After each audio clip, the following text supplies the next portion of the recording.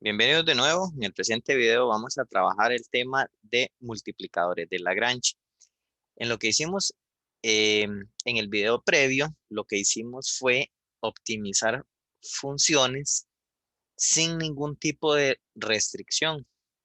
En la vida real, cuando usted hace procesos de optimización, se pueden tener diferentes tipos de restricciones. Por ejemplo, usted podría ser que tenga mucho capital para comprar materia prima para desarrollar un cierto producto, pero aunque tenga mucho capital, de pronto no tiene el espacio suficiente en bodega, por ejemplo, para poder almacenar toda la materia prima y por lo tanto, usted tiene una restricción ahí que tiene que ver con el área donde puede almacenar materia prima. Obviamente también podríamos tener restricciones de capital, o sea, una cierta cantidad que es la que podemos a lo sumo ejecutar para algún proceso.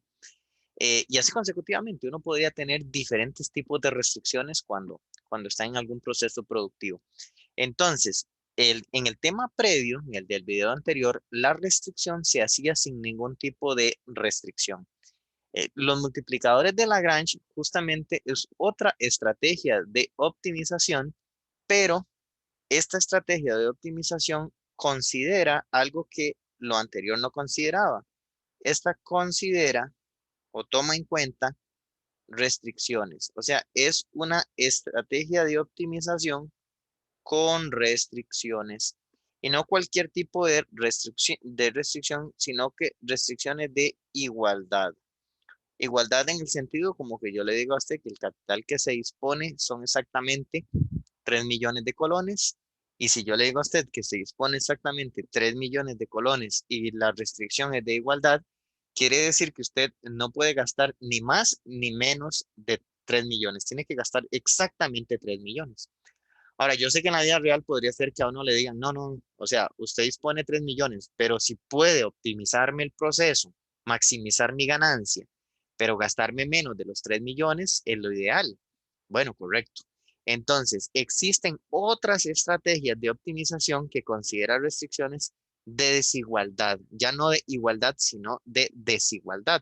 Entonces, yo le diría a usted, por ejemplo, que la cantidad de dinero invertida o la cantidad de dinero gastada sea menor o igual a 3 millones, menor o igual. Bueno, en el caso de los multiplicadores de Lagrange es una estrategia que lo que considera son igualdades. Como les digo, hay otros tipos de estrategias de optimización que ya no se trabajan en este curso, que tienen que ver con restricciones de desigualdad. De hecho, hay un algoritmo famoso que se llama el algoritmo de Karush-Kuhn-Tucker, que se encarga es como una generalización de los multiplicadores de Lagrange que se usa para restricciones de desigualdad. ¿Ok? Entonces, en algún momento, dependiendo la carrera suya, dependiendo sus necesidades, podría ser que tenga que llegar a ver algoritmos de ese tipo.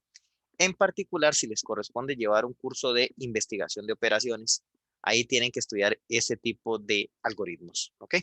Nosotros nos vamos a centrar en los multiplicadores de Lagrange para entender más o menos la idea intuitiva detrás de los multiplicadores de Lagrange, no tener que ir de una vez a un proceso de memoria, sino que tal vez justificar un poquito algebraicamente el por qué funcionan la estrategia que se aplica acá. Necesito algunos conceptos previos, en particular decirle que usted necesita saber qué son trayectorias tangentes diferenciables. Entonces, básicamente lo que vamos a tener, suponga que usted tiene todos estos son preámbulos que hay que saber, ¿ok? Entonces, suponga que usted tiene una cierta trayectoria en el plano, es una trayectoria que sea continua y suave. Es decir, esto es una trayectoria que es diferenciable, ¿ok? Entonces, yo les expliqué en un video previo y se lo justifiqué que si uno tiene una cierta superficie que es continua y suave, o sea que también es diferenciable, entonces esta superficie tiene la ecuación f de x y z igual cero.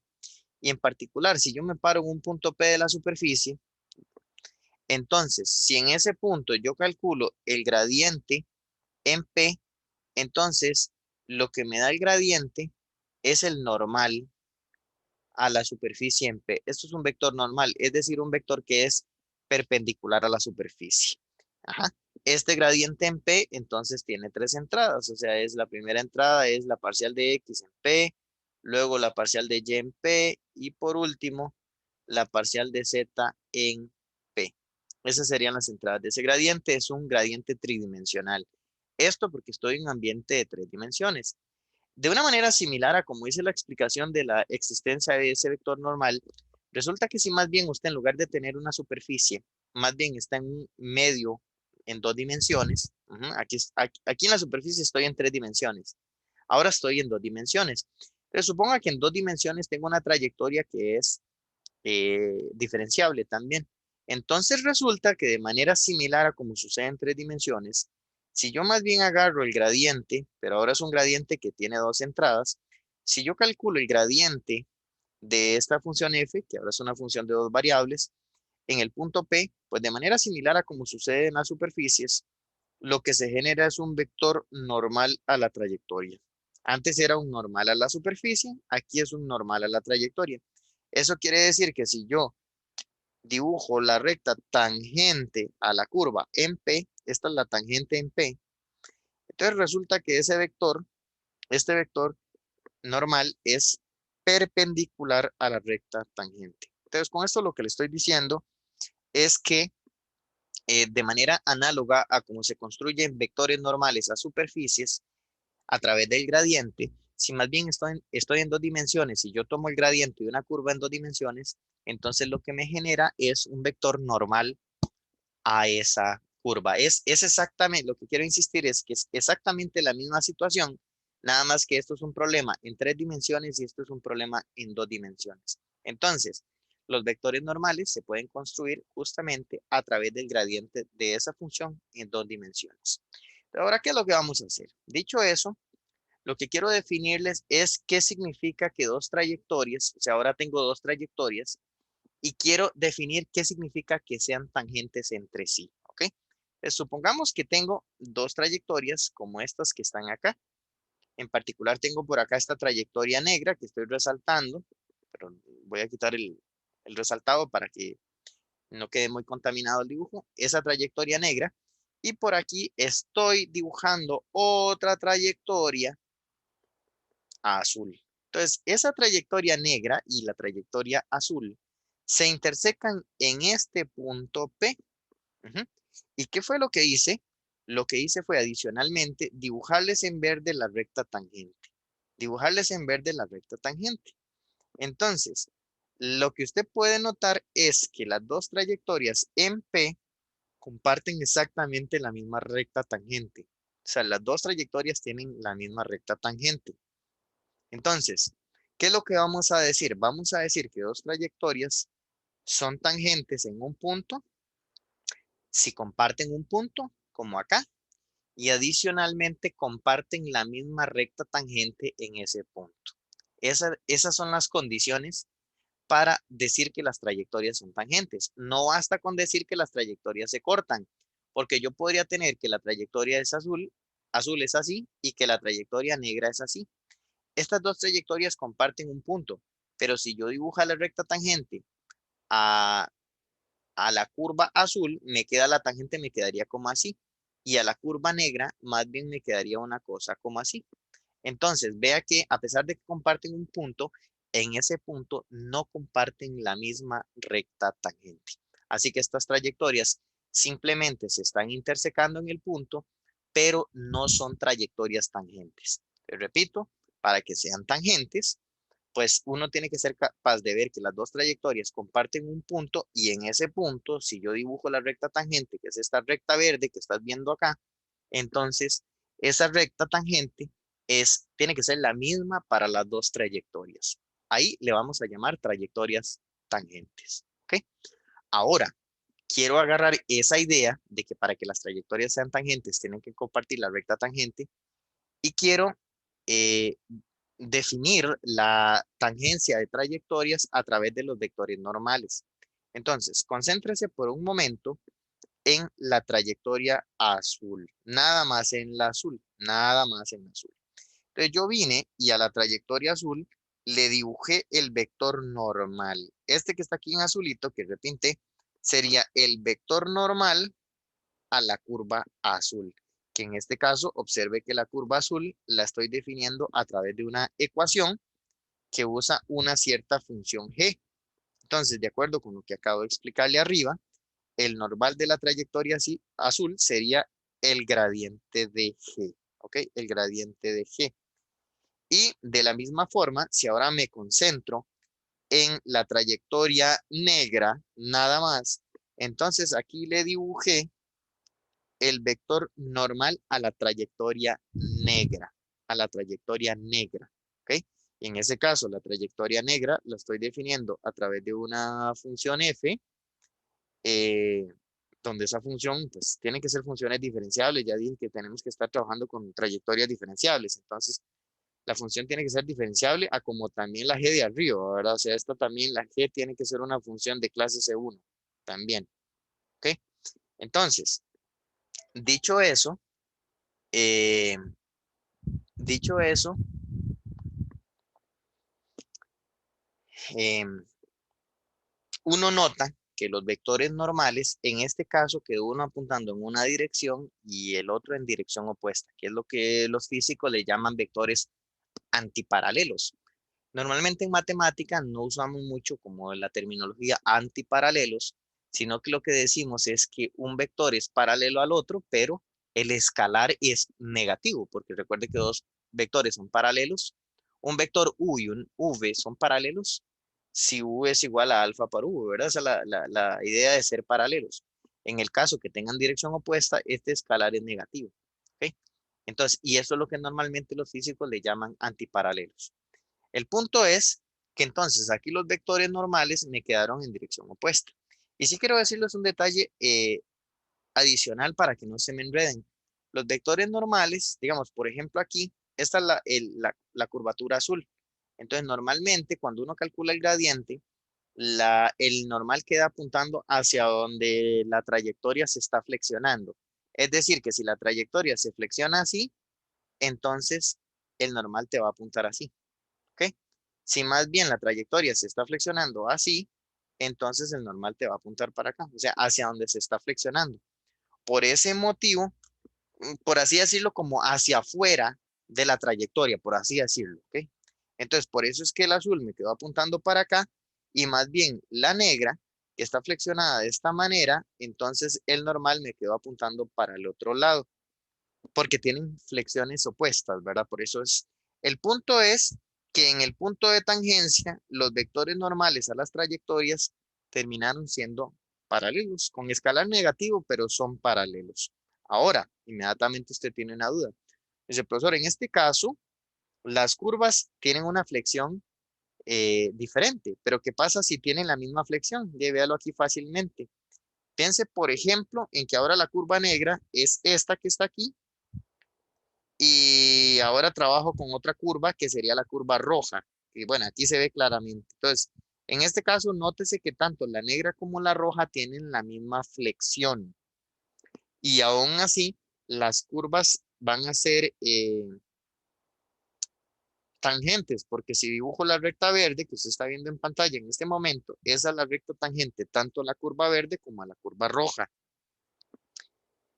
Es decir, esas trayectorias son tangentes en el punto Q.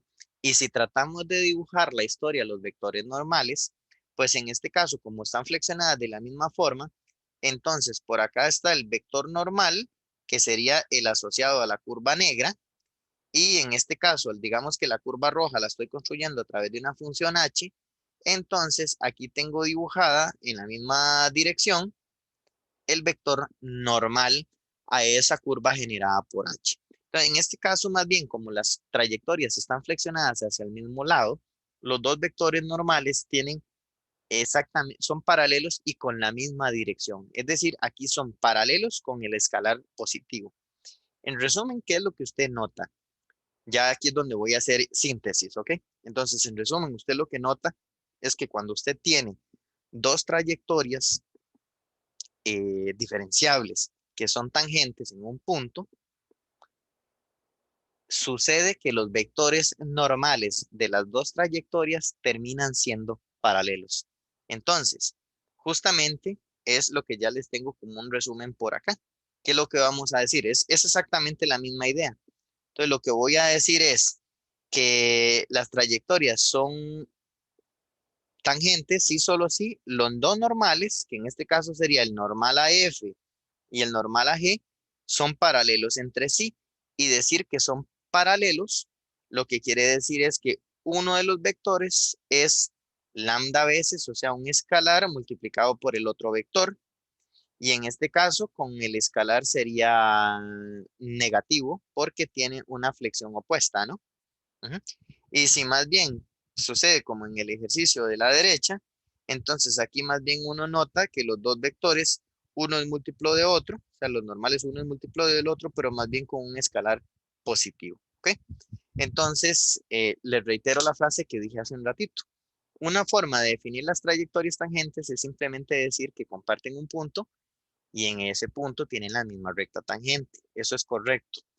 La otra forma, usando vectores, que es más útil en el tema que estoy, es más cómodo trabajar con vectores para no ir a la recta tangente, sino que quedarme con vectores. Yo lo que voy a decir es que dos trayectorias son tangentes entre sí en un punto.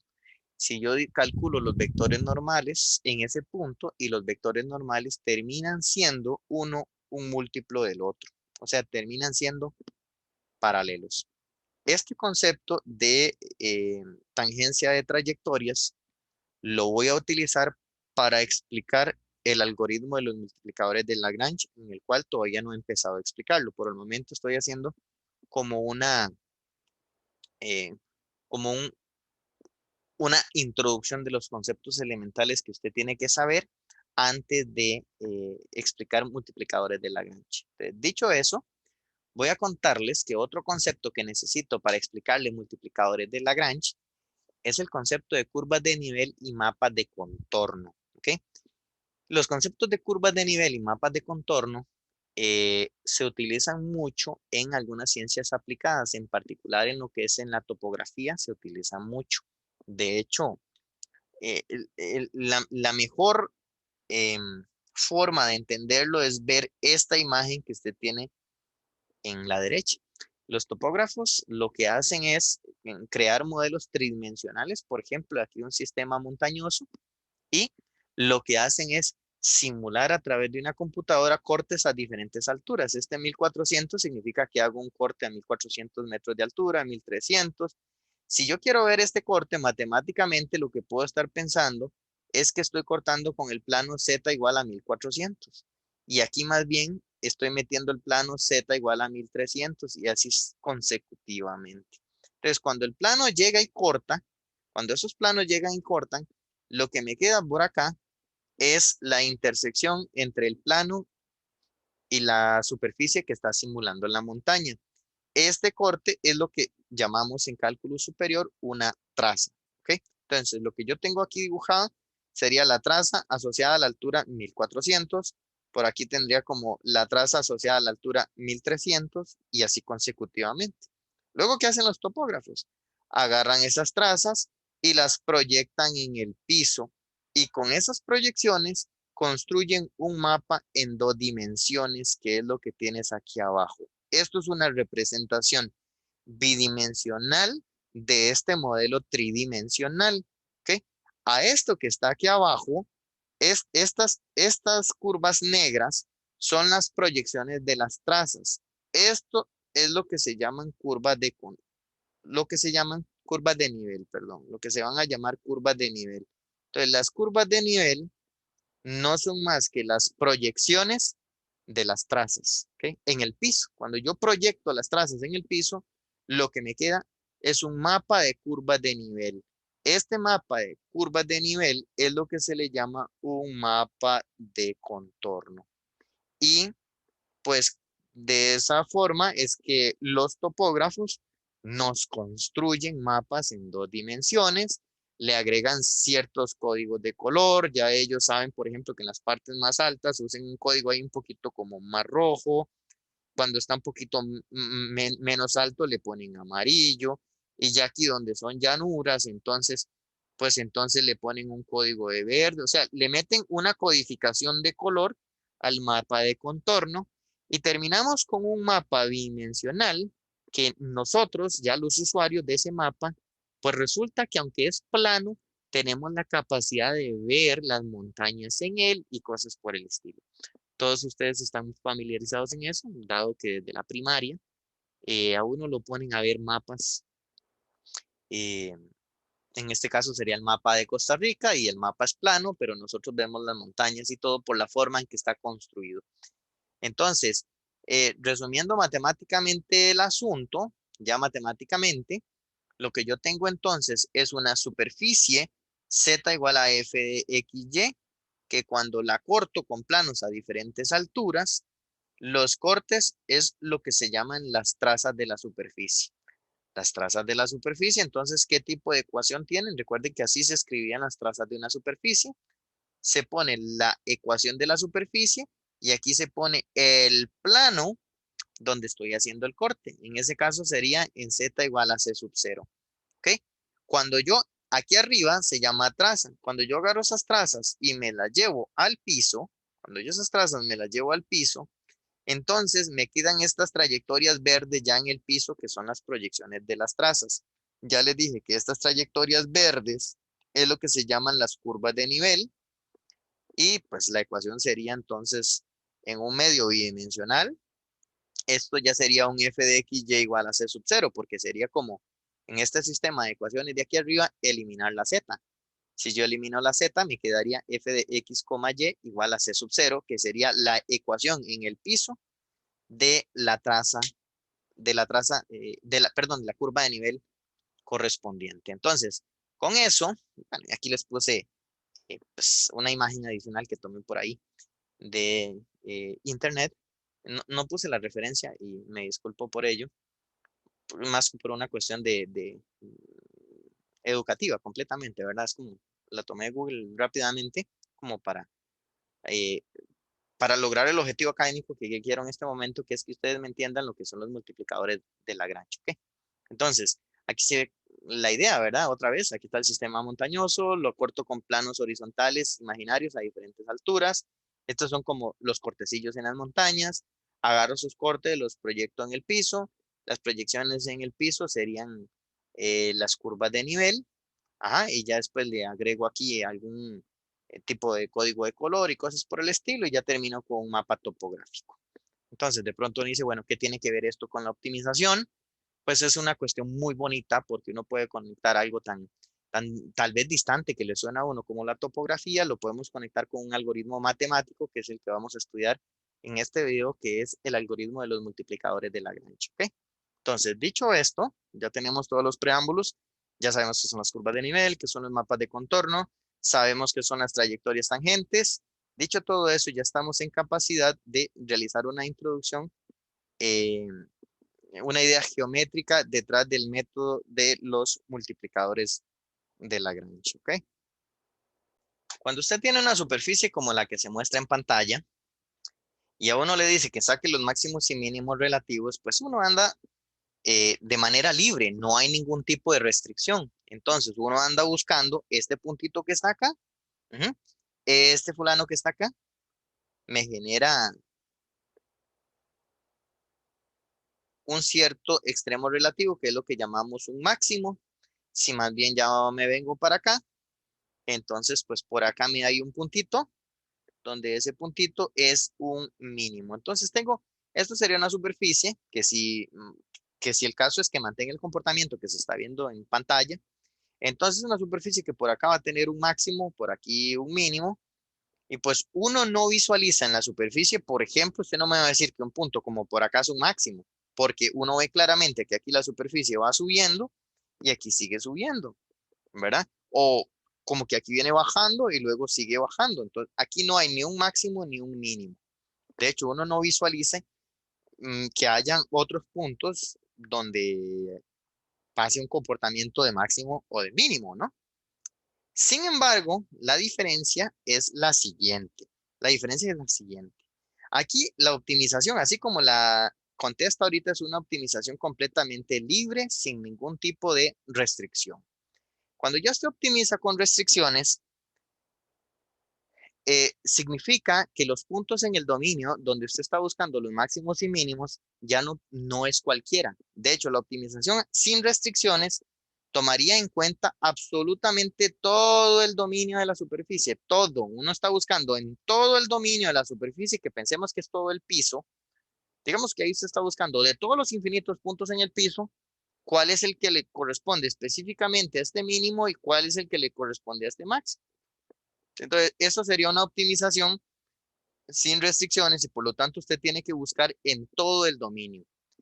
Cuando yo le digo a usted que yo quiero optimizar más bien z igual a f de x, y, pero ya no libre, sino que le impongo una restricción del tipo g de x, y igual a 0, entonces significa que ya no estás buscando los máximos y mínimos de la superficie en todo el dominio, sino que serían los puntos en el dominio que cumplen específicamente con esta ecuación, que es la ecuación de la restricción. Esta ecuación se supone que está digamos, como la superficie que está en 3 dimensiones, entonces la restricción sería una curva en 2 dimensiones. Entonces pensemos hipotéticamente que la curva de la cual estoy hablando es una cierta curva que es, qué sé yo, como así. Digamos que es una curva como así. Esa es la curva, tal vez un poquito más pequeña, que sea así. Entonces, significa que esta sería la gráfica de esa restricción específicamente, del gxy igual a 0. Por lo tanto, ya yo no ando buscando en todo el dominio de la superficie, ya no me interesan los puntos que están aquí, aquí, aquí, no me interesan, ni siquiera me interesan los que están adentro tampoco. Me interesan específicamente los que están en la curva verde, que son los que se supone que están cumpliendo con esta ecuación. Por ejemplo, si esta ecuación es la ecuación de una elipse, entonces significa que la trayectoria mía es una elipse. Si aquí yo pongo la ecuación de una recta, entonces significa que aquí en lugar de haber dibujado una recta, tengo que, perdón, en lugar de dibujar como una especie de elipse, tenía que haber dibujado una recta. Y así consecutivamente. Entonces, estos son los puntos que cumplen con la restricción. Entonces, si yo ahora me muevo a la superficie y yo le digo ahora sí, dígame en la superficie cuáles son los puntos en la superficie que tienen preimagen exactamente en la elipse de abajo, es decir, los puntos que cumplen con la restricción. Y digamos que hipotéticamente, pensemos que me queda una cosa como así. Ujú. Entonces, esos puntos que pinté en morado serían los puntos que tienen la preimagen exactamente encima de la curva verde. Es decir, son los puntos de la superficie que están cumpliendo con la restricción.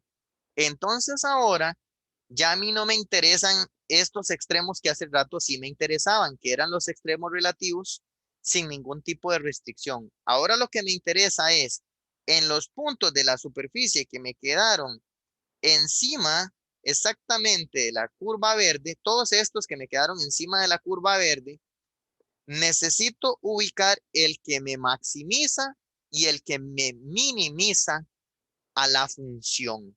Entonces, nótese, por ejemplo, que un punto como este que está aquí, que tal vez me sirve con otro color, no sé, una cosa como así, este punto, que antes, cuando digo antes, me refiero cuando estaba optimizando la superficie sin restricciones, este punto antes no significaba nada, pero ahora, entre todos los puntos que están en la curva morada, este es el punto el más alto.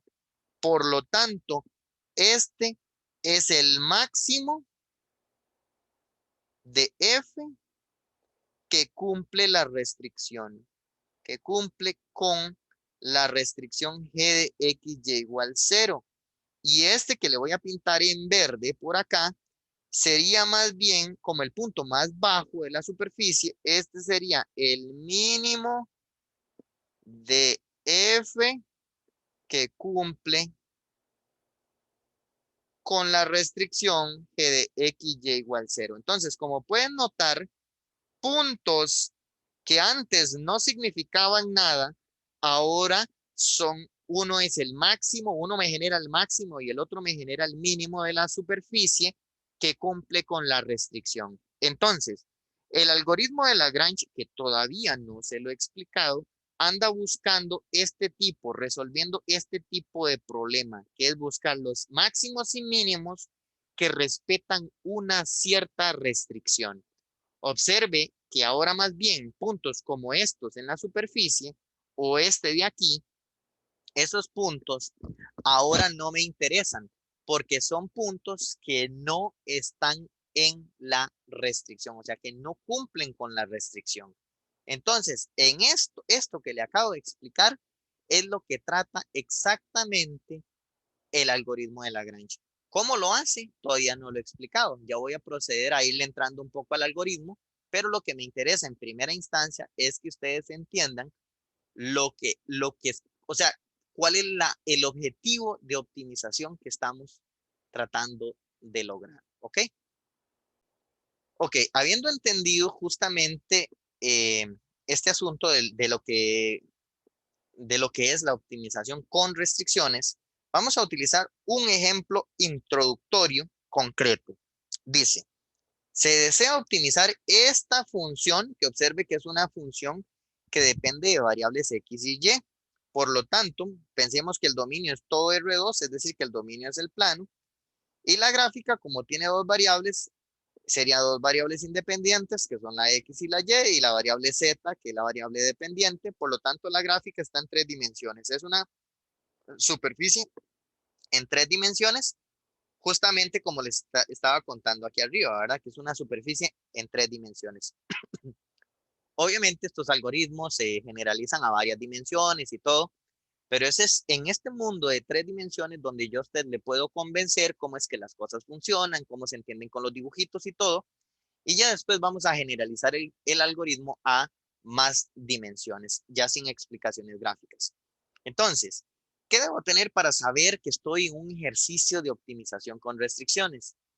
Pues me tienen que decir que se desea optimizar una función y la ciencia es que me digan sujeto a y me tienen que dar una condición. Entonces aquí me están dando una cierta condición, que en este caso, como la superficie está en tres dimensiones, la condición siempre es una condición en el dominio. Si la superficie está en tres dimensiones, entonces la condición está en dos dimensiones. En este caso, la condición sería una elipse. X cuadrado más 2y cuadrado igual a 1 sería una elipse. Y a veces utilizan alguna otra terminología, como por ejemplo, en lugar de hablar de condición, hablan de restricción o hablan de ligadura. Es poco común, nosotros en español es muy común que digamos restricciones. Sin embargo, le comento que en este contexto la palabra ligadura se ve como sinónimo de restricción. Entonces, si a mí me preguntan cuántas ligaduras tiene ese problema, lo que me están preguntando es cuántas restricciones tiene.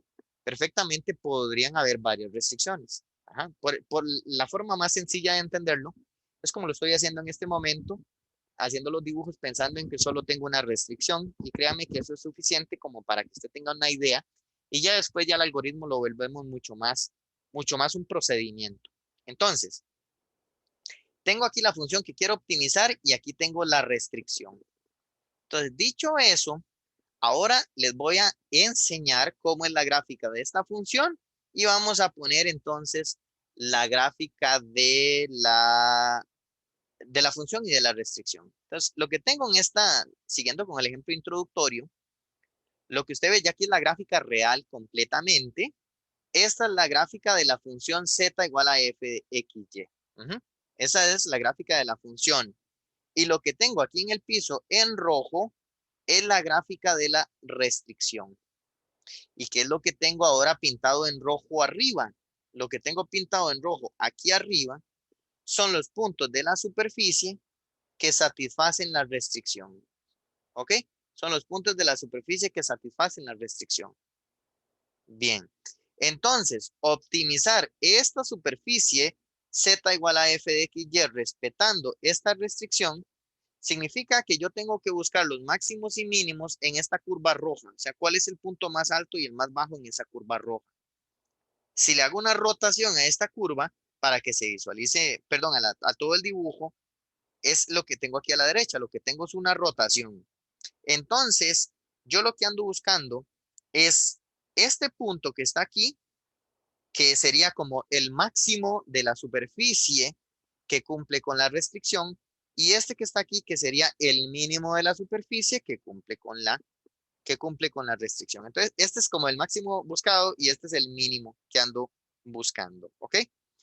Bien, y como les decía hace ratos, un punto como este, que se va a convertir en el mínimo, aquí se lo estoy pintando, si yo quitara la restricción, ese punto para la superficie completa no es en la superficie completa no es un punto de interés, porque la superficie aquí va bajando y aquí sigue bajando, entonces no es un punto de interés, ahí no hay ni un máximo ni un mínimo.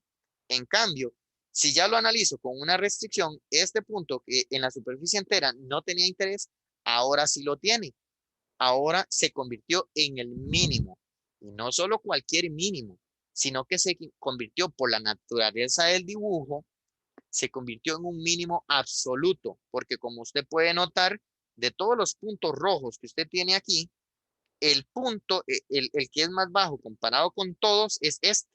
Así que en este dibujo, este que está aquí sería el mínimo absoluto y este sería el máximo absoluto. Sin embargo, si quiero contarles que hay otros puntos de interés. Por ejemplo, este punto que está aquí y este punto que está aquí son puntos que el algoritmo de Lagrange va a detectar. Porque si usted presta atención, usted notará que este que está aquí es un máximo, ¿verdad? Este que está aquí es un mínimo, pero este también es un mínimo. Velo, aquí localmente él también es un mínimo. Que no se convierta en la solución del problema es otra cosa, pero es un mínimo. A como este que está aquí termina siendo un máximo. Es decir, usted podría pensar que este problema en total, cuando yo lo estoy tratando de resolver, me va a reportar 4 puntos críticos. 4 puntos críticos. Esos 4 que le acabo de contar. Y uno de ellos se llega a convertir en el máximo y el otro se llega a convertir en el mínimo. ¿Ok? Se llega a convertir en el mínimo. Entonces, la pregunta del millón en este momento es, ¿cómo sé yo estos puntos? ¿Cómo los saco? ¿Cómo se obtienen esos 4 puntos críticos? ¿Ok? Entonces, para poder entender de dónde salen esos 4 puntos críticos, voy a emplear toda la maquinaria que expliqué en la introducción del video. Me refiero a la historia de los mapas de contorno y todo eso. ¿Ok? Entonces, yo lo que voy a hacer es lo siguiente. Lo que voy a hacer, como usted puede notar, es comenzar a meter aquí planos a diferentes alturas que corten la superficie. Entonces, esos planos van cortando la superficie en diferentes alturas, ¿verdad? Ahí van generándome trazas y trazas y trazas y así consecutivamente. Estas son las trazas. Esas trazas luego, yo no lo voy a hacer a mano, ya una computadora lo hizo por mí, pero es para que entiendan qué es lo que les voy a mostrar. Entonces, esas trazas se van a llevar al piso y se van a dibujar en el piso ahí. ¿Ok? Ahí me van a quedar dibujadas en el piso, como sea que sean. Entonces, quiere decir que en el piso lo que me va a quedar es el mapa de contorno, que son las proyecciones de las trazas. Limpio aquí porque si no se hace muy feillo. Ujú. Pero creo que se entiende la idea. Lo que voy a dibujar es un mapa de contorno. Entonces, en un programa, yo le dije, vea, dibújeme el mapa de contorno, el que queda aquí en el piso.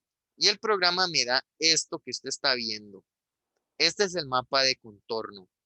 Entonces, las curvitas que sí se aprecian por ahí, que están en un colorcito como gris, son las proyecciones de las trazas. Es decir, lo que usted ve como en gris es son las curvas de nivel. Y la que usted está viendo en azul, ya le borro este trazo que estoy haciendo, véala ahí más o menos. Lo que usted está viendo en azul es la elipse. Es decir, esa elipse es exactamente esta elipse que está aquí, es la restricción. Entonces, lo que yo tengo aquí dibujado son la elipse, es decir, la restricción con las curvas de nivel. Con las curvas de nivel. Y si yo le digo a usted, vea, comience a analizar más o menos en esta parte, observe que en esta parte las curvas de nivel tienden a ser tangentes a la restricción. Ese fenómeno pasa aquí. Por eso es que al inicio del video les expliqué lo que eran curvas tangentes. Aquí las curvas de nivel terminan siendo tangentes a la restricción. ¿Dónde más pasa eso? Aquí también. Vea que aquí incluso aquí es una flexión opuesta. Aquí más bien la flexión coincide también por acá. Aquí ahí, si le pones atención a las curvas de nivel, ve que la forma en que ellas se meten terminan siendo tangentes a la restricción. Y por acá también. Por acá también. Hay otros puntos donde eso no pasa. Por ejemplo, en un punto como este, aquí la restricción y las curvas de nivel se cortan, pero no se cortan tangencialmente. Yo lo que ando buscando es en qué puntos las curvas de nivel terminan siendo tangentes a la restricción. Les decía entonces, por ejemplo, que un punto como este no es un punto de interés, porque aquí la trayectoria, la curva de nivel con la restricción no terminan siendo tangentes entre sí. Ese no es un punto de interés. Entonces, si yo comienzo a contar los puntos donde ese fenómeno pasa, serían en total 4, que es este de acá, este de acá, este de acá y este de acá. ¿Ok? Y resulta que, le comento de manera intuitiva, que justamente esos 4 puntos van a ser los 4 puntos correspondientes. Por ejemplo, es como si este fuera el que le tocó a este, como que si este le tocara a este, como que si este le tocara a este y como que si este le tocara a este. ¿Me explico? Entonces, lo que te estoy diciendo con esto es que los puntos en el dominio donde eso pasa justamente son los puntos críticos para la función respetando la restricción. ¿Ok? Respetando la restricción. Entonces, en tal caso, si yo le vamos, ya me voy ubicando en el algoritmo de Lagrange. Entonces, la pregunta es, ¿cómo le llego a estos 4 puntos? ¿Cómo le llego a esos 4 puntos? Lo que yo tengo que preguntarme, y ya le digo cómo es que lo hace Lagrange, lo que tengo que preguntarme es en qué puntos en el dominio las curvas de nivel terminan siendo tangentes a, eh, a la restricción, ¿ok? Y cuando eso pasa, entonces voy a tener los puntos críticos. Ya para saber si generan un máximo o un mínimo, pues vamos poco a poco, ¿ok? Entonces, eh, la pregunta en la práctica es cómo se hace esto en la práctica, porque ya entendí como la parte geométrica, ya entendí la parte geométrica. Entonces, ¿qué es lo que yo ando buscando? Tal vez le podemos complementar un poquito acá. Vea que a la restricción la estoy denotando con G, con la ecuación asociada a G, ¿verdad? Esa es la restricción, vea que de aquí salí. Y luego las curvas de nivel la estoy denotando con la ecuación f de x y igual k. Dependiendo del valor de k me va dando las diferentes curvas de nivel. Entonces, lo que uno tiene que preguntarse es para saber estos puntos, ¿cómo obtengo esos puntos críticos? Obtengo los puntos críticos, los voy a obtener preguntándome cuándo el gradiente de f es igual al gradiente de g. Es cuando esas dos cosas son iguales. Porque resulta que recuerde que el gradiente de estas dos cosas, la de f y la de g, lo que me da son los vectores normales. Entonces, en el momento en que yo me pregunto cuándo los gradientes, no, son iguales, no, perdón, lo escribí mal. Es cuando uno es un múltiplo del otro, que fue lo que expliqué hace ratos, ¿verdad? Yo hace rato dije que preguntar cuándo las trayectorias eran ortogonales es equivalente, ortogonales no, tangentes. Las trayectorias terminan siendo tangentes cuando los vectores normales terminan siendo paralelos entre sí. ¿Ok? Entonces, para averiguar los puntos críticos, usted tiene que hacerse esa pregunta. Y de hecho, de aquí usted puede leer una igualdad, porque ¿quién es el gradiente de f? el gradiente de f sería el vector, como estoy con dos variables independientes, sería el vector compuesto por estas dos derivadas parciales. Y de aquí sería la derivada parcial con respecto a x y la derivada parcial con respecto a y. Luego, ¿qué podría hacer?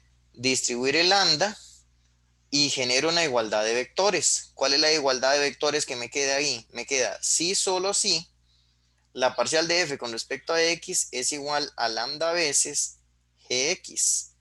Y la parcial con respecto a y es lambda veces gy.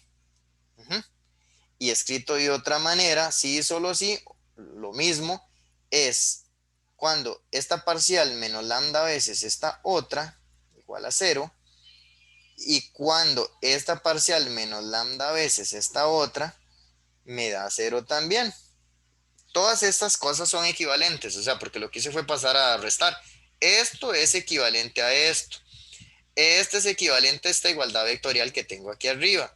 Y esta igualdad vectorial, si yo determino los puntos donde esta igualdad vectorial se cumple, significa que estoy buscando los puntos donde los gradientes terminan siendo paralelos. Por lo tanto, eso resolvería el problema de cuando la restricción y las curvas de nivel terminan siendo tangentes entre sí. Y eso es justamente lo que hace el algoritmo de Lagrange. De hecho, si yo agarro este sistema de ecuaciones que está aquí y a este sistema le agrego una ecuación más, le agrego esta otra, le agrego g de xy igual 0, que es la restricción, esto que está aquí es lo que se llama el sistema de Lagrange. De hecho, este es el sistema que uno tiene que resolver cuando está optimizando una función de dos variables con una restricción de dos variables. Este sería el sistema que hay que resolver. Cuando usted resuelve este sistema, las soluciones de ese sistema van a ser justamente todos esos puntos críticos, los cuales después hay que clasificar. ¿Ok? Pero esa es la forma. Entonces, esto es lo que se llama el sistema de Lagrange.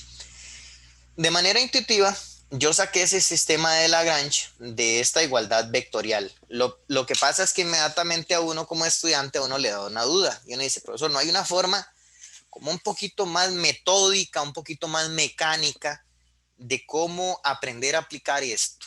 Entonces, eso que le acabo de decir es lo que le voy a contar justamente cómo es que se hace en la práctica.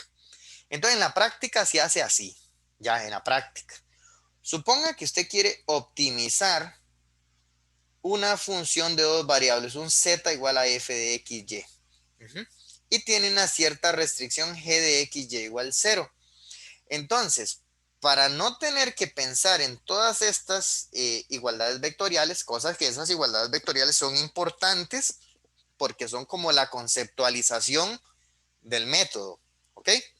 Sin embargo, en la práctica, ya uno de manera mecánica le dicen así, bueno, usted quiere optimizar esta función respetando esta restricción. Sí, ok. Construya una función que se va a llamar la función de Lagrange. Entonces, la primera pregunta suya es, ¿y esa función cuántas variables tiene? Ok.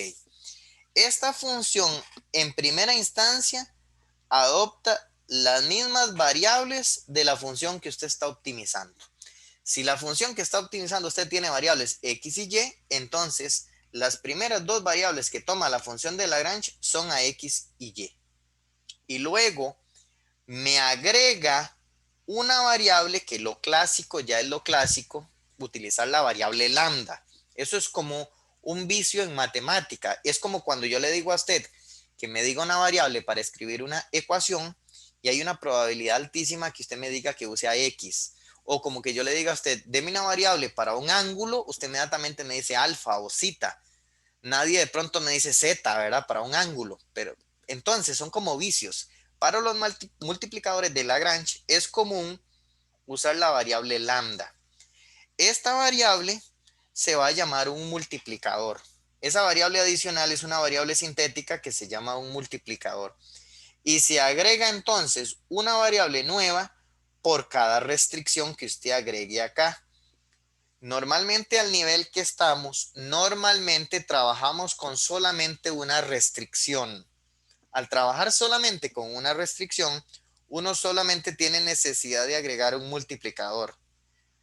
Pero si fuera un ejercicio de varias restricciones, hay que agregar un multiplicador por cada una de las restricciones. Entonces, en resumidas cuentas, si usted tiene m restricciones y tiene n variables, ajá, entonces la función de Lagrange es una función que va a tener en total m más n variables. Ya les dije que normalmente, por el nivel del curso, vamos a trabajar con m igual a 1, que quiere decir que vamos a utilizar solamente una restricción y por lo tanto eso nos obligaría a solamente utilizar un multiplicador. ¿Y cómo se construye esta función de Lagrange? Esta función de Lagrange se construye poniendo aquí el criterio de la función que usted va a optimizar y luego resta lambda veces la función que da origen a la restricción. ¿Ok? Esto es una superfunción de m más n variables que incluye tanto a la función original como a la restricción. Entonces, ¿qué sigue de ahora en adelante? Lo que el algoritmo de Lagrange le dice a uno es ahora optimice esta función optimícela sin restricciones, porque la función de Lagrange no tiene restricciones. La que tiene es la función f que está restringida por la ecuación generada por g. ¿Ok? Entonces, la función f es la que está siendo restringida, pero esta superfunción es nueva. Es la función de Lagrange y la función de Lagrange se optimiza sin restricciones. Si yo la optimizo a ella, entonces yo optimizo a L sin restricciones. Entonces, a optimizar a L sin restricciones, de acuerdo con la teoría de optimización sin restricciones que vimos en el video previo, yo tendría que agarrar la función L y derivarla con respecto a cada una de sus variables. Ajá. Entonces tendría que derivarla con respecto a X, con respecto a Y y derivarla con respecto a Z. Si yo derivo con respecto a X a esta función, pues comienzo a derivar acá. Entonces me quedaría f sub x, que es la parcial de f con respecto a x, menos lambda veces esta derivada con respecto a x queda g sub x. Perfecto. Ahora derivo con respecto a y. ¿Qué quedaría aquí? Quedaría f sub y menos lambda g sub y. Y si yo ahora derivo con respecto a lambda, entonces esto daría 0. Daría 0. Y la derivada de esta expresión con respecto a lambda me quedaría menos g de xy igual a 0. No, menos g de xy nada más. Y de acuerdo con la teoría de la clase anterior, cuando usted está haciendo optimización sin restricciones, usted calcula la derivada parcial con respecto a cada una de las variables y la iguala a 0. Igualo a 0, igual a 0. Pero nótese que si yo agarro este sistema que está aquí, lo copio y me voy a la página anterior y lo pego, compare ese sistema, esos dos sistemas. Vean que este que está aquí es exactamente la primera ecuación de acá. Esta que está aquí es exactamente la segunda ecuación de acá. Y esta que está aquí es exactamente la misma de acá. Uno dice, pero es que esta tiene un menos. Sí, claro, pero multiplique ambos lados por un menos uno y ya me queda la ecuación de arriba. Entonces, lo que te quiero decir es que este sistema es el mismo sistema de Lagrange, es exactamente el mismo. Entonces, la buena noticia, borro esto de acá, la buena noticia entonces es que esta metodología que es mucho más mecánica, me genera el mismo sistema que tengo acá.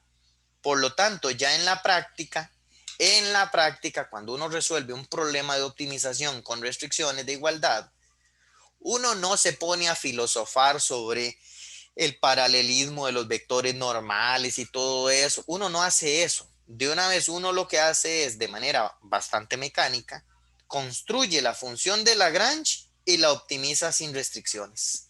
Eso es todo. Y esto, la resolución de este sistema me genera los puntos críticos que ahora sí hay que aprender a clasificar. ¿Ok? Los puntos críticos que hay que aprender a clasificar. Quiero hacerle un comentario adicional y es esto que les dejé aquí reservadito abajo. Ajá.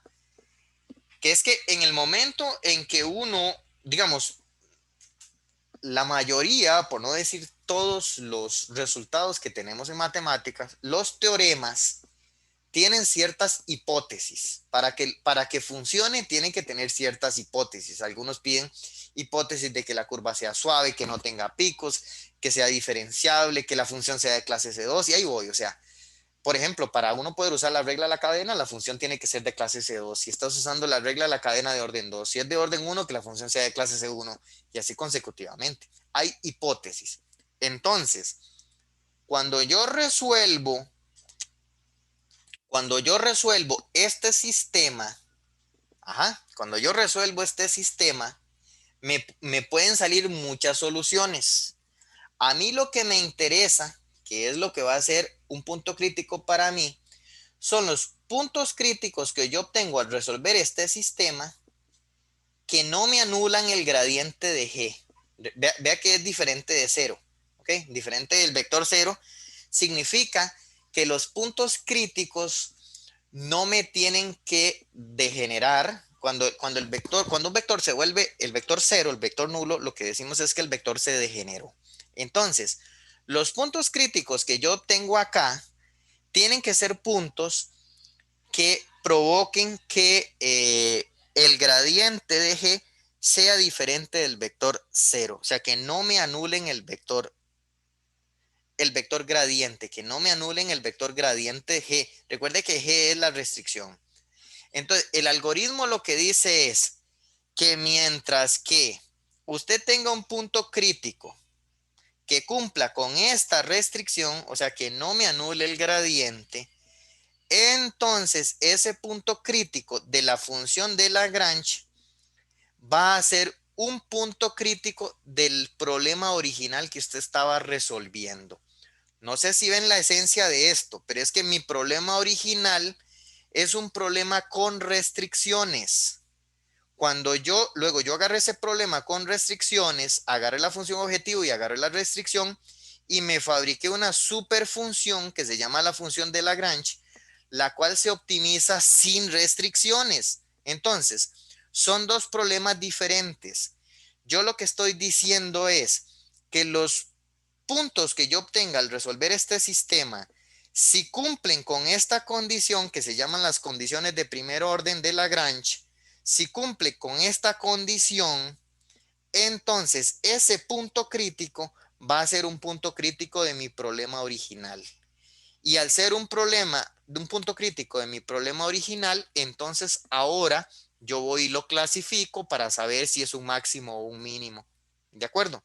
Entonces, no es suficiente con que sea solución del sistema.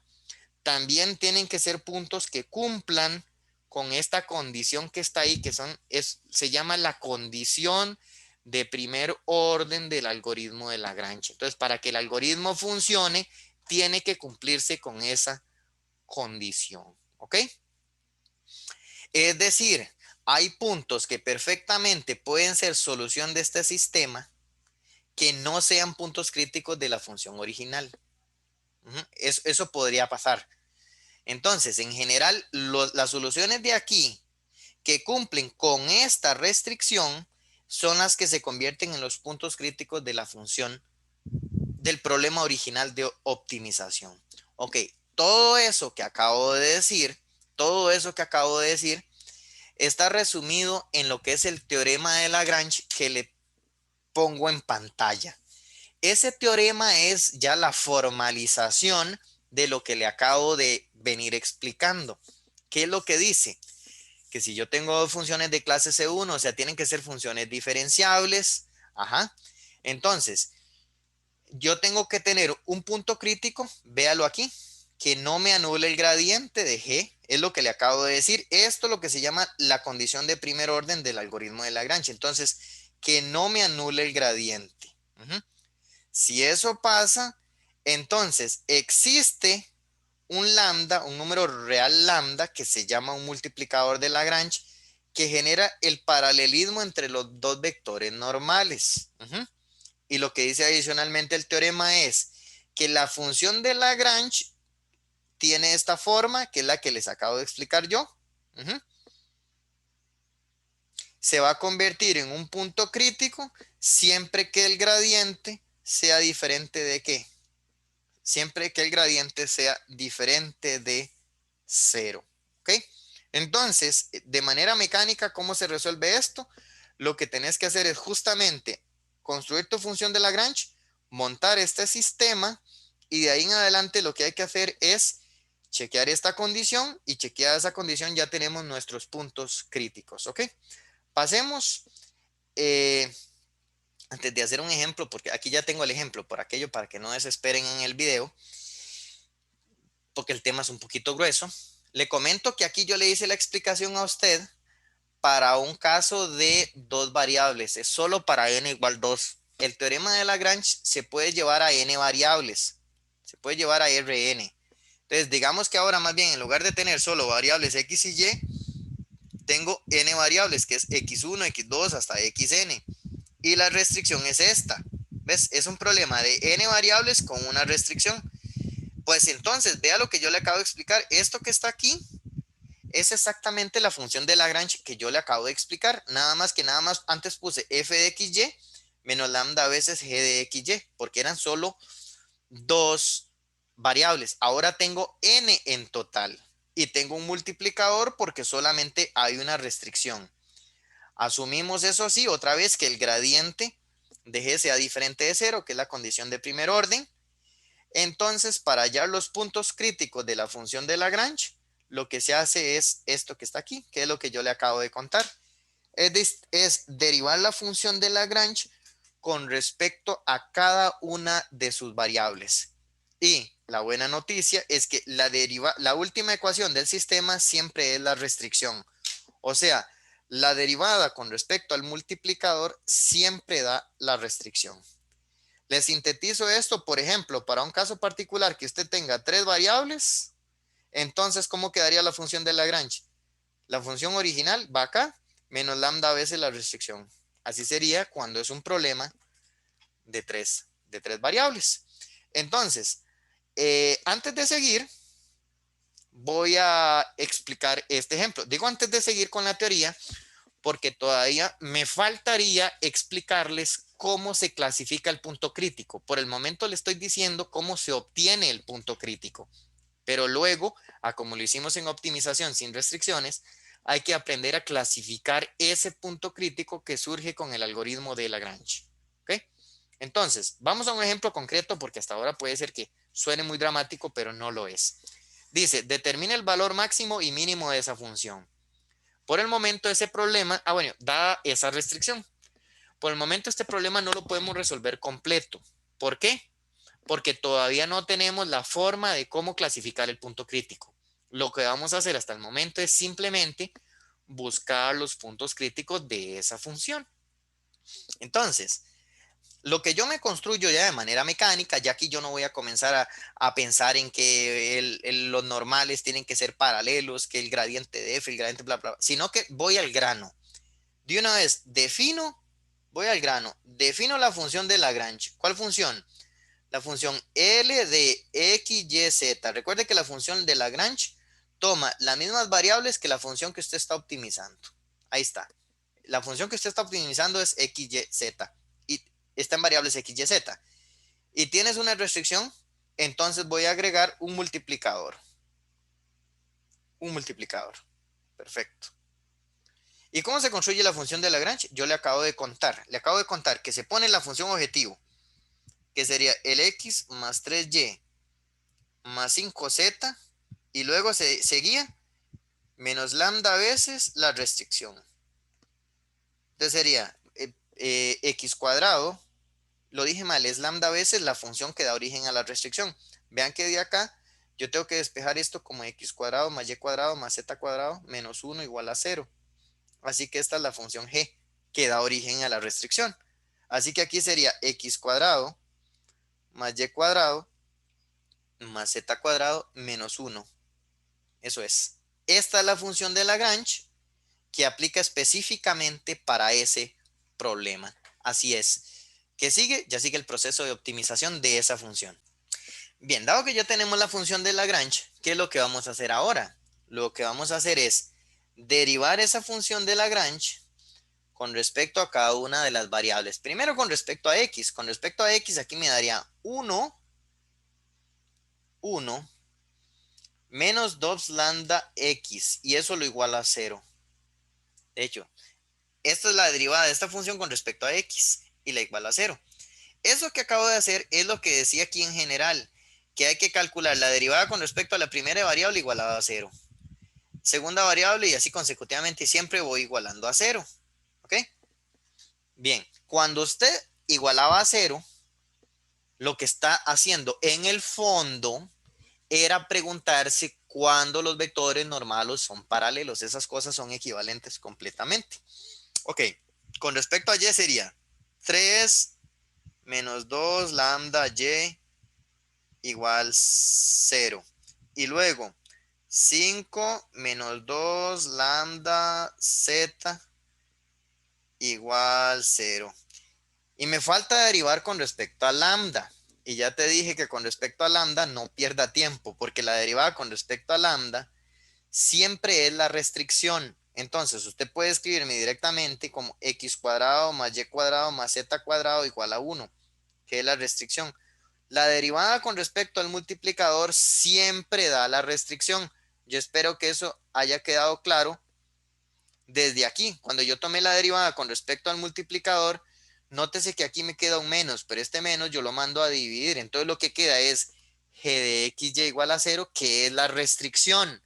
Entonces uno nunca deriva con respecto al multiplicador porque técnicamente es perder tiempo. Lo que uno hace es que de manera directa escribe la ecuación de la restricción. Y ahora hay que resolver este sistema que está acá. Este es un sistema bastante sencillo. Obviamente los sistemas que salen en Lagrange pueden ser mucho más complejos. Simplemente esto es un ejemplo con fines completamente didácticos para no complicarlo mucho. Por ejemplo, de aquí me quedaría que x es igual a el despeje de x sería 1 entre 2 lambda. Y hay que tener cuidado, eso sí, porque lo que hice fue despejar aquí la x.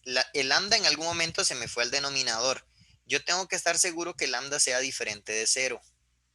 No siempre tiene por qué ser diferente de 0. Ya casi le explico esa excepción, porque usted podría quedar con la duda, profesor, pero el lambda que es el multiplicador, este lambda que es el multiplicador, ¿tiene sentido que pueda llegar a ser 0? La respuesta es sí. Ya casi le explico en qué sentido. Dame una oportunidad de tiempo para no atravesar una explicación dentro de otra porque los puedo terminar enredando. Por el momento, simplemente créame que el lambda puede llegar a ser 0. En este ejercicio no, porque si lambda fuera 0, entonces aquí me quedaría una multiplicación con 0 y entonces toda la expresión de la izquierda daría 1 y 1 no es igual a 0. Entonces, por el contexto del problema, en este problema el lambda no puede llegar a ser 0. Pero yo no le puedo decir a usted que en todos los problemas de Lagrange el lambda no puede llegar a ser 0. Sí puede llegar a ser 0. Ya casi le comento en qué condición podría llegar a pasar eso. Por el momento, en este problema no lo es, por lo tanto puedo despejar de aquí también. La y me quedaría 3 entre 2 lambda. Y de aquí me quedaría el despeje de z, que sería 5 entre 2 lambda. Tengo a x, y z en términos de lambda, lo puedo sustituir en la restricción. Entonces, sustituyendo, me quedaría x al cuadrado, me quedaría 1 entre 4, vamos a hacerlo con otro color, quedaría 1 entre 4 lambda cuadrado, más y cuadrado sería 9 entre 4 lambda cuadrado, más z cuadrado que sería 25 entre 4 lambda cuadrado, igual a 1. Esto implicaría que, nótese que todos los denominadores son iguales, así que eso suma 35 entre 4 lambda cuadrado igual a 1. Esto implica que lambda cuadrado es igual a 35 cuartos. Tomando raíz cuadrada, obtengo que lambda tiene dos posibilidades. Más menos raíz de 35 entre 2. Ese es el lambda. Hay dos posibles lambdas. Como hay dos posibles lambdas, entonces yo necesito agarrarlos porque estoy resolviendo el sistema. Este sistema, como usted puede ver, es un sistema en 4 variables. Es un sistema en 4 variables. Al ser un sistema en 4 variables, yo necesito averiguar los valores de esas 4 variables. Entonces puedo agarrar lambda, el lambda, por ejemplo, el positivo, y eso me genera una solución para x, y, z. Entonces, si yo tomo lambda igual a raíz de 35 entre 2, entonces eso implicaría sustituyendo aquí para averiguar el x, lo que me va a quedar sería, para efectos del x, x igual a 2 veces lambda. Entonces sería 1 entre raíz de 35. Ese sería el valor de x, ¿no? Luego, para efectos del valor de y, me quedaría 3 entre raíz de 35. Y para efectos del z, me quedaría 5 entre raíz de 35. Y bueno, y usted me puede decir, profesor, pero ya, si toma el negativo, pues le va a quedar los mismos valores, nada más que todos negativos, correcto. Si yo más bien, permítame aquí la vagabundería de tomar esto, copiar, pegarlo, y decir que si más bien tomo el negativo, entonces me da el x negativo, Ajá.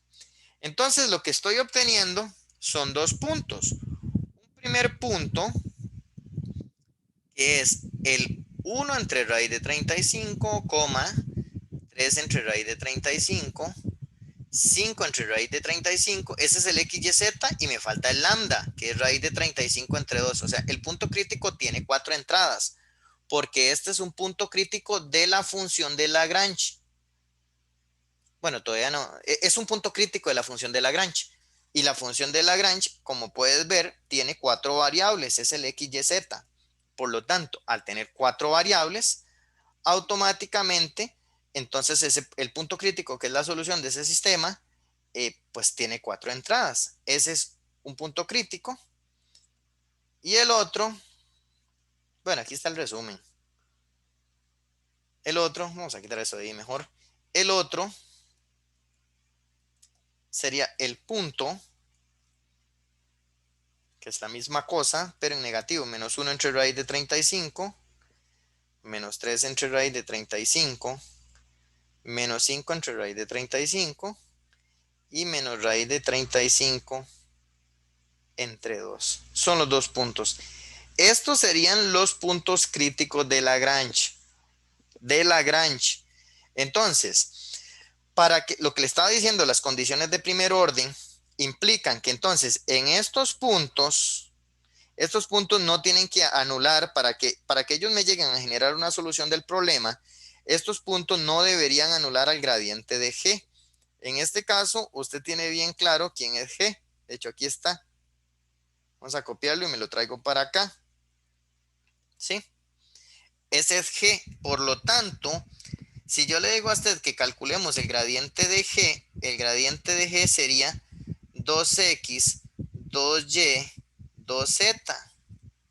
Y es claro que el gradiente de G evaluado en P1 es diferente al vector 0 y el gradiente de G evaluado en P2 también es diferente al vector 0, ¿verdad? O sea, estos dos vectores no anulan el gradiente. Como esto pasa y estamos trabajando con funciones diferenciables, tanto la f como la g son funciones diferenciables, entonces yo tengo certeza que estos puntos son puntos críticos del problema que yo estoy queriendo resolver. ¿Qué es lo que faltaría entonces?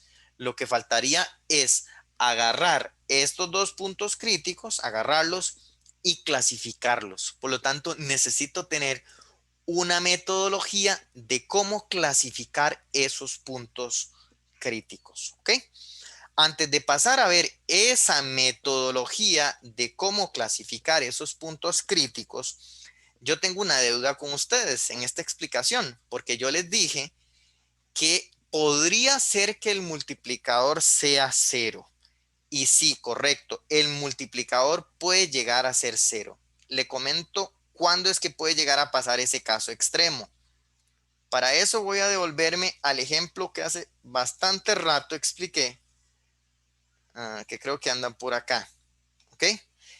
Si por pura casualidad, vea las casualidades de la vida, si por pura casualidad, este que está aquí es el punto en el piso, ¿verdad? Asociado a este extremo relativo de la función cuando está siendo optimizada en todo su dominio. Si por pura casualidad a mí llegan y me ponen una restricción y resulta que el punto donde se da el mínimo relativo es parte de la restricción, entonces significaría que los puntos ¿cómo se llama? En la superficie me quedarían como así, una cosa como así, tal vez un poquito más grande, una cosa como así, serían los puntos en la superficie.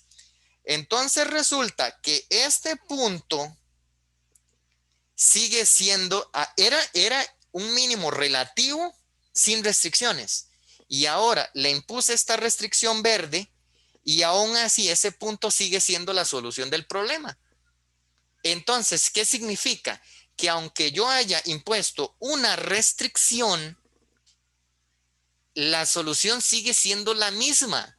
Entonces, la restricción como que no terminó aportando nada. En el caso que la restricción no aporte nada, es porque el multiplicador vale cero. Entonces, en resumidas cuentas, ¿cuándo es que el multiplicador llega a valer cero? ¿Puede llegar a pasarme eso en un problema? Sí. El multiplicador es un caso muy extremo, pero el multiplicador puede llegar a ser cero en el momento en que el, el, el punto en la restricción termine coincidiendo con un extremo relativo de la función original. O sea, cuando eso pasa, como en el dibujo que le estoy explicando, en ese caso es cuando el multiplicador puede llegar a valer cero. Es un caso extremo, pero vale la pena que lo discuta con ustedes porque a veces al estudiante le suena muy raro. El estudiante le suena raro porque le dicen, no, profesor, pero si ese lambda controla un paralelismo entre dos vectores, el lambda debería ser o mayor que cero o menor que cero. ¿Por qué es cero? Bueno, es un caso extremo, pero puede llegar a valer cero en caso que pase eso que acabo de decir, que la solución del problema de Lagrange termine coincidiendo con un extremo relativo de la función original. ¿Ok? Bien, entonces, ¿qué les debo hasta ahora? Lo que les debo es explicar cómo se clasificarían, o sea, cuando ya yo tengo los puntos críticos, cómo se clasificarían esos puntos críticos. Para eso necesito entonces la clasificación de puntos críticos para problemas con restricciones. ¿Ok? Lo que sigue entonces es el algoritmo de cómo clasificar puntos críticos en el caso de Lagrange.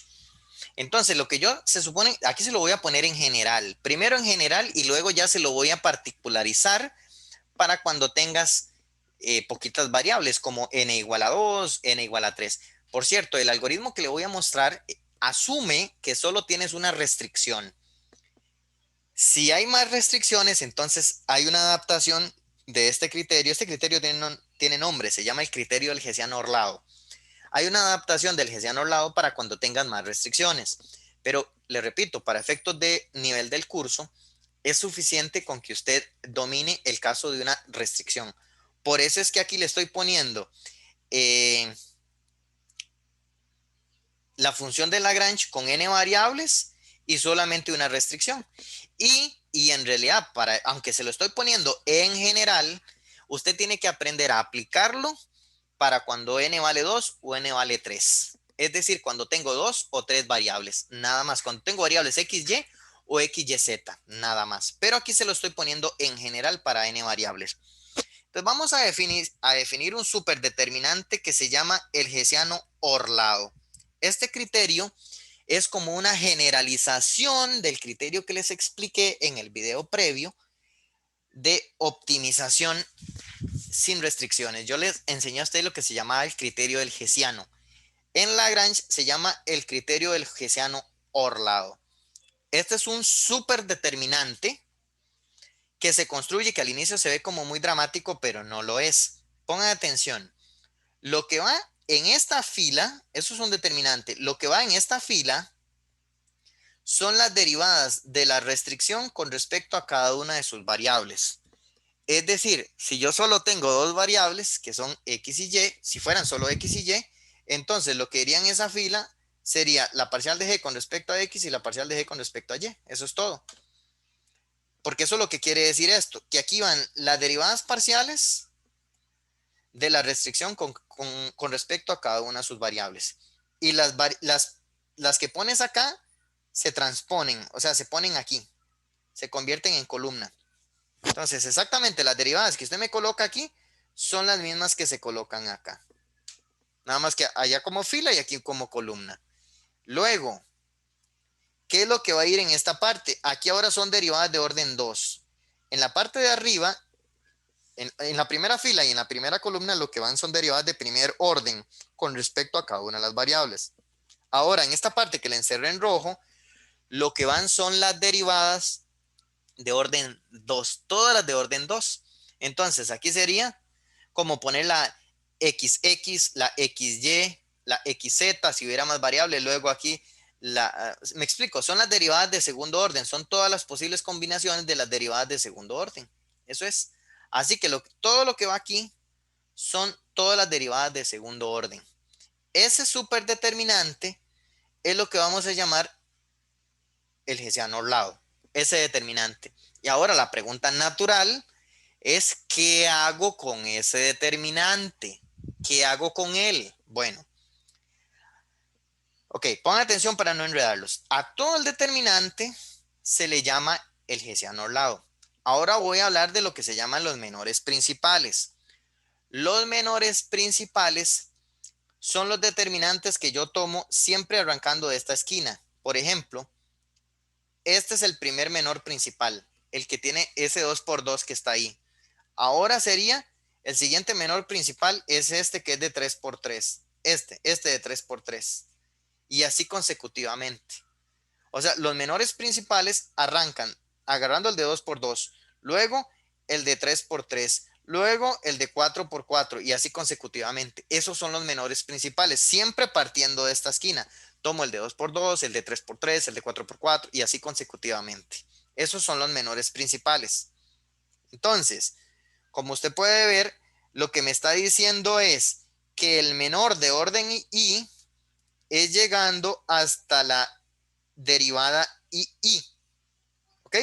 Por lo tanto, si yo llego hasta la derivada 1, 1, este primer menor que está aquí lo vamos a llamar primer menor de sub 1 evaluado en P. Ese es el primer menor. Si yo más bien lo corto hasta aquí, entonces como estoy llegando hasta la 2, 2, este menor de 3 por 3 se va a llamar el menor principal de sub 2. Esos son los menores, ¿ok? Son los menores. ¿Y qué hago con los menores? Lo que uno hace es aplicar este criterio que usted no se lo tiene que aprender de memoria. Para eso usted tiene los apuntes. Para eso le paso el PDF. Lo que dice es que si todos los menores a partir de D sub 2, todos los menores de sub 2, de sub 3, de sub 4 hasta D sub n, si todos los menores son negativos, estás en un mínimo local. Si todos los menores son negativos, esos menores son puros determinantes, ¿verdad? Que uno los hace rápidamente en la calculadora. Si todos los menores son negativos, quedas en un mínimo local, ¿ok? Y luego, eso si todos son negativos. Ahora, voy a estar en un máximo, ¿en qué caso? Si los menores pares, es decir, de sub 2, de sub 4, de sub 6, de sub 8, si los menores pares son positivos y los menores impares son negativos. ¿Ok? Si los menores pares son positivos y los menores impares son negativos. Ese es el criterio. Entonces, Si todos son negativos, estás en un mínimo. Y si se concluye que en los impares es negativo y en los pares es positivo, entonces vas a estar en un máximo. Esa es la forma de saber si estás en un máximo o si es un mínimo. ¿Ok? Esa es la forma. Bien, entonces, este es el criterio general. Tratemos de adaptar este criterio como al contexto de dos variables y tres variables, que es donde muy probablemente usted va a estar trabajando. Entonces, pensemos qué pasa cuando es n igual 2. Si es n igual 2, le voy a volver a repasar la idea. Si es n igual 2, ¿cuál sería? El orlado. Entonces, como es dos variables, x y y, entonces en esta fila se ponen las parciales de la restricción con respecto a x y con respecto a y. Se ponen ahí como fila y aquí como columna. Y se rellena el determinante con las parciales de orden 2. ¿Cuáles serían? Todas las posibles combinaciones, que es XX, XY, YX y YY. ¿Ok? Esto sería el hessiano orlado. Y ahora a ese hessiano orlado le vamos a aplicar la historia de los menores. La historia de los menores funcionaría de la siguiente manera, que por cierto, no lo comenté acá, perdón, pero este criterio de los menores se aplican del menor del D sub 2 en adelante. El motivo del por qué el D sub 1 se deja fuera es porque el D sub 1 es muy sin gracia. ¿Quién es el D sub 1? Véalo aquí. ¿Quién es el D sub 1? El D sub 1 es el determinante que tiene un 0 aquí, aquí está parcial, aquí está parcial y aquí está otra. ¿Ok? Pero si yo calculo ese determinante, lo que queda es, este por este me da 0. 0 menos g de x1 en p elevado al cuadrado. Y como esto está elevado al cuadrado, esto siempre es negativo. Entonces, lo que te quiero decir con eso es que el primer menor principal siempre es negativo. No importa en el problema que yo estoy, el primer menor siempre es negativo. Entonces, a mí lo que me interesa son los menores que algunas veces se vuelven positivos y algunas veces se vuelven negativos. El primer menor siempre es negativo. Así que como no importa si estás en un máximo o un mínimo, en el punto que se quiera, el primer menor siempre es negativo, él nunca cambia de signo. El criterio vale la pena analizarlo a partir del menor de orden 2 en adelante. Por eso es que aquí el criterio comienza hablando de una vez de D sub 2 en adelante. El D sub 1 ni siquiera lo menciona. Eso que le dije arriba, aquí está el comentario, ¿ves? En el teorema anterior no aparece D sub 1 porque D sub 1 es esto, que siempre es negativo. Entonces, no es que es una información que no sirve, es que simplemente no aporta nada para efectos de clasificar, ¿verdad? Porque él siempre es negativo, siempre es negativo. Bien, entonces cuando ya yo me voy al caso de n igual 2, les repito, coloco las parciales aquí con respecto a las variables de la restricción y aquí las parciales de segundo orden, la XX, XY, YX y YY. ¿Ok? Entonces, lo que voy a decir, el criterio ahora sí es que tienes un mínimo. Recuerde que el criterio para el mínimo es que todos los menores sean negativos, pero aquí solamente tomo en cuenta un menor, solamente a mí me interesa un menor. ¿Por qué me interesa un menor? Porque aquí es el D sub 1, que ya dije que el D sub 1 no me interesa. Entonces, el determinante todo entero es el D sub 2. Entonces, si todos los menores de interés son negativos, pero es que aquí solo hay un menor de interés que es el D sub 2. Por eso es que el criterio dice que si D sub 2 es negativo, me genera un mínimo. Y si más bien si el D sub 2 es mayor que 0, entonces me genera un máximo. Entonces, a esto se reduce el hessiano orlado para cuando tiene dos variables. Entonces, vean que a pesar de que en general se ve un poco complicado, para dos variables es muy fácil. Piense para 3 y ya nos vamos a comenzar a acostumbrar. Para 3, entonces ya ahora no solo voy a tener el D sub 2, sino que también voy a tener el D sub 3, ¿verdad? Esos serían los dos determinantes de interés. Entonces, ¿qué es lo que dirían aquí? Son las derivadas parciales con respecto a las variables. Como es D sub 2 sería con respecto a las primeras dos variables. En el D sub 3 sería con respecto a las tres variables. ¿ok? Y aquí las parciales de segundo orden. Ahora, otra vez, ¿cuándo tengo un mínimo? Si los dos menores de interés, que es el D sub 2 y el D sub 3, son negativos. Y tengo un máximo en el caso que los pares, los menores de índice par, que sería el D sub 2, son positivos. Solamente tengo uno de índice par, que es el D sub 2. Y los de índice impar, que en este caso solo tengo uno, entonces es negativo. Si eso pasa, estoy frente a un máximo. ¿Ves? Uno se comienza a acostumbrar, ni siquiera voy a perder tiempo en esto, prefiero hacer un ejemplo. Pero, por ejemplo, si usted tiene el caso de n igual 4, entonces ya ahora vas a tener un d sub 2, un d sub 3 y un d sub 4, que sería agregar estos dos determinantes y agregarle uno más aquí con una fila más y con una columna más, ¿sí o no? Ese sería el d sub 4. Pero el criterio, ¿qué es lo que va a decir? Que si el d sub 2 es negativo en P. Si ya me entendió la idea, el D3 también tendría que ser negativo en P. Y el D4 también tiene que ser negativo en P. Si eso pasa, entonces tienen mínimo. ¿Ok? Implica mínimo. Y más bien, ahora, ¿cómo sería el criterio para el máximo? Que si los de índice par, que sería el D sub 2, es positivo y el D sub 4, que también es un índice par, es mayor que 0.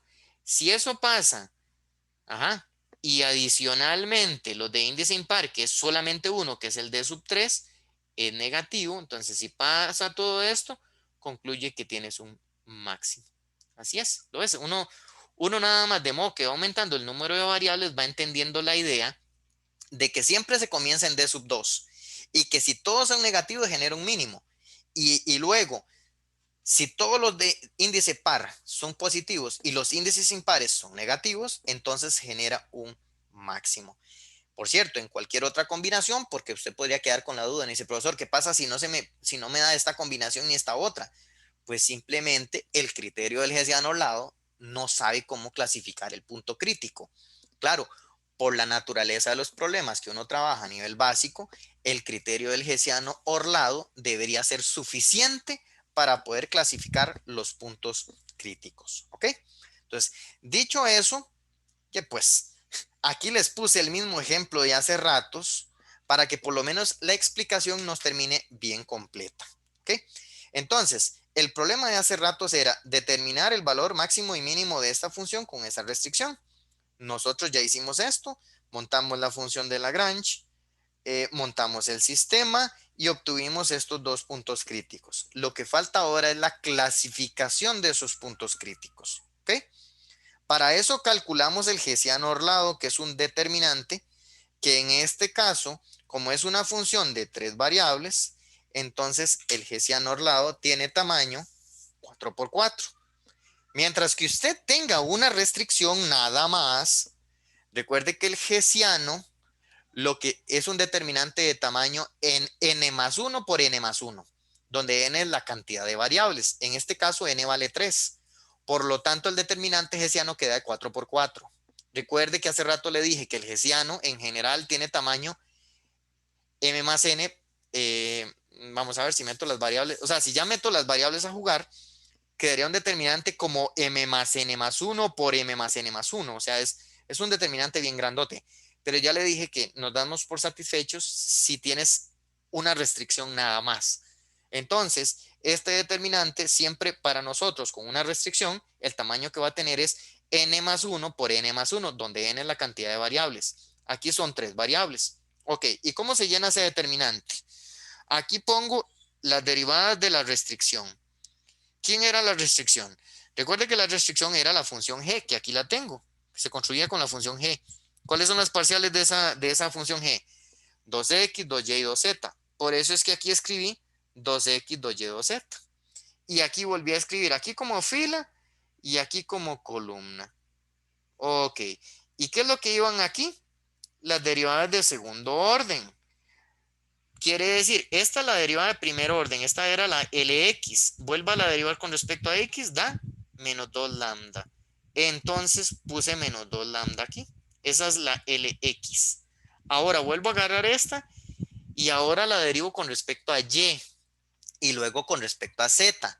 Derivarla tanto con respecto a y y z me va a dar 0. Por eso es que aquí puse 0, 0. Ahora ya terminé con la primera. Sí, ahora paso a la segunda. Agarro esta y la derivo con respecto a x, y, z. Con respecto a x da 0. Con respecto a y da menos 2 lambda. Y con respecto a z da 0. Por eso es que escribí 0 menos 2 lambda y 0. Espero que vaya quedando claro. Pero entonces lo que está aquí es la LXX. Esta es la LXY. Esta es la LXZ. Esta sería la L, más bien sería YX. Esta es la LYY, LYZ. Esta es la ZX, esta es la ZY y esta es la ZZ. Entonces, este es mi hessiano. ¿Y qué tengo que hacer con ese hessiano? Bueno, como es un hessiano de orden 4, a mí me interesa calcular el determinante de aquí, este de 3 por 3. Ese sería el D sub 2, es el primer determinante de interés. Y luego todo el determinante completo es el D sub 3. ¿Ok? Entonces necesito el D sub 2 y el D sub 3. Ok, entonces, aquí lo tengo, lo hice para uno de los puntos para ustedes, ¿verdad? Lo que hice fue agarrar este hessiano y sustituí este primer punto. Entonces cambié la X, Y, Z por lo que valen. Entonces el determinante se me convirtió en esto. Luego el determinante grandote, ¿verdad? Agarré la calculadora y calculé este determinante de aquí, nada más. Ese de ahí es el D sub 2. Ese es el D sub 2. Si usted calcula ese determinante, le da este valorcillo que está acá, 8 séptimos de raíz de 35. Usted lo puede verificar. Y luego calculé el D sub 3. ¿Y quién es el D sub 3? El D sub 3 sería ya todo el determinante completo. Todo, todo, todo. Recuerda, el D sub 2 es este. Y el D sub 3 y ya todo el determinante grandote. Y si calculas ese en la calculadora, el D sub 3 te da menos 140. ¿Y qué es lo que decía el criterio? Aquí solo son dos menores, ¿verdad? Si los dos dan negativos, era un mínimo, ¿verdad? Es esto que me está quedando aquí, ¿verdad? Si los dos son negativos, me queda un mínimo. Y luego, si el D sub 2 es positivo y el D sub 3 es negativo, o sea, si los pares generan positivo y los impares negativo, estás en un máximo. Y yo me vengo para acá y veo que el impar me generó negativo y el par me generó positivo. Y si eso pasaba, por el criterio del hessiano orlado, se genera un máximo relativo. Esa es la forma de cómo se clasifica. ¿Cuál es ese valor máximo?